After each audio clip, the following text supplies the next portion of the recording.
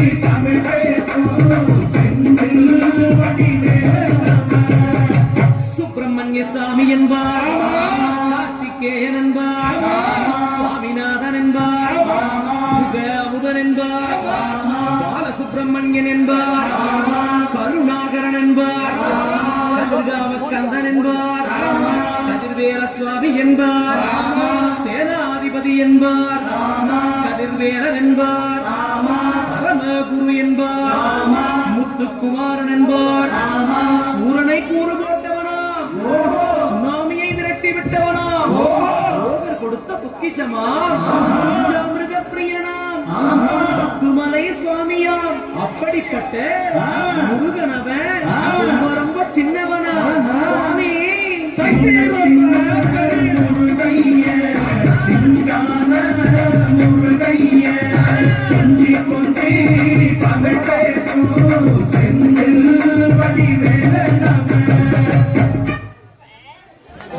சத்யா ஓகேப்பா.